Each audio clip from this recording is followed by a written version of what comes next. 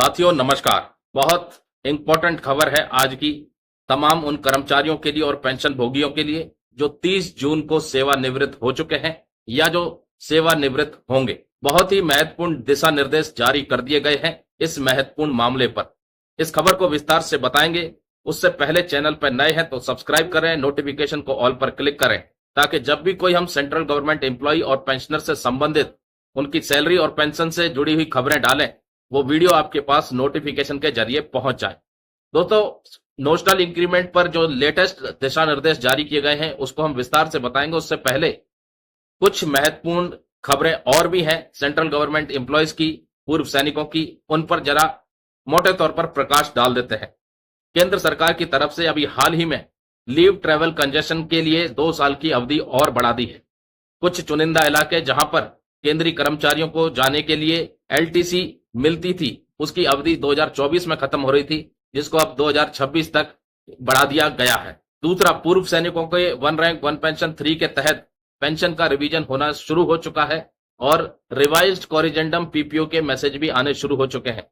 कुछ पूर्व सैनिकों के जो एरियर बनते थे उसके क्रेडिट होने के भी मैसेज आने लग गए हैं और उम्मीद की जा रही है कि 30 सितंबर तक पूर्व सैनिकों का भुगतान भी हो जाएगा और हो सकता है जो बाकी थोड़े बहुत रह जाए उनका अक्टूबर 2024 तक पूरी तरह से 1 रैंक 1 पेंशन 3 का पैसे का भुगतान हो जाए।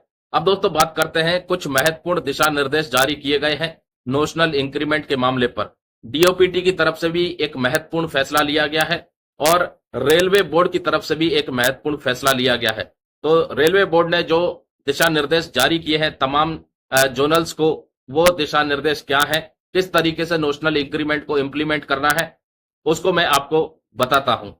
बीएमसी स्टाफ का यह आर्टिकल है जिसमें लिखा है, यदि किसी कर्मचारी ने अदालत में अवमानना याचिका यानी कंटेम्प्ट पिटीशन दायर की है और उसने अपनी अंतिम वार्षिक वेतन वृद्धि की तिथि से सेवानिवृत्ति की तिथि तक 12 माह की सेवा पूरी की है तो उसे नोशनल इंक्रीमेंट का लाभ दिया जा सकता है।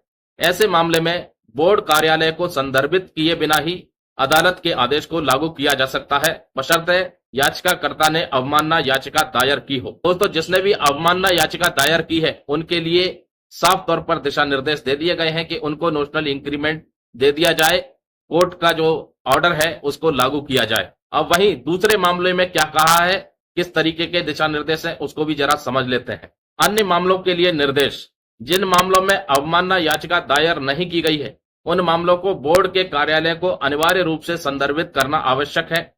Department of person and training, कार्मिक एवं प्रशिक्षण विभाग से प्राप्त दिशा निर्देशों के अनुसार ही आगे की कार्रवाई की जाएगी। बिना अनुमति के इन आदेशों को लागू नहीं किया जा सकता। तो रेलवे बोर्ड की तरफ से ये जो महत्वपूर्ण दिशा निर्देश जारी किए हैं इससे काफी लोगों को राहत भी मिलेगी और काफी लोगों को परेशानी भी होगी। अब यही इस मामले के ऊपर department of personal and training की तरफ से क्या महत्वपूर्ण कदम उठाया गया है उसको भी जरा समझ लेते हैं। डीओपीएनटी यानी department of personal and training ने सर्वोच्च न्यायालय में समीक्षा याचिका दायर की है जिसमें 11 अप्रैल 2023 के आदेश की समीक्षा की मांग की गई है। इस आदेश के तहत सुप्रीम कोर्ट ने एक अतिरिक्त इंक्रीमेंट देने का निर्देश दिया था। Department of person and training ने इस आदेश के खिलाफ अपील की है और अभी तक इस याचिका का परिणाम नहीं आया है। यह मामला सिविल अपील संख्या 2471/2023 से संबंधित है। तो department of personal and training की तरफ से जो एफिडेविट और जो एप्लीकेशन दायर की है समीक्षा याचिका, उस याचिका का जब तक परिणाम नहीं आ जाता तब तक रेलवे बोर्ड ने सख्त और सख्त दिशा निर्देश दिए हैं कि सिर्फ और सिर्फ कंटेम्प्ट पिटीशन को ही इंप्लीमेंट किया जाए जिसमें कि याचिकाकर्ता को राहत दी है। बाकी जितने भी कोर्ट के आदेश हैं उन सब के ऊपर दोबारा से एप्लीकेशन दायर करके स्टे मांगा जाए तब तक जब तक कि डीओपीएनटी की तरफ से यानी department of personal and training की तरफ से जो समीक्षा याचिका दायर की है उस पर फैसला नहीं आ जाता तब तक नोशनल इंक्रीमेंट के लिए आगे की कार्रवाई ना की जाए।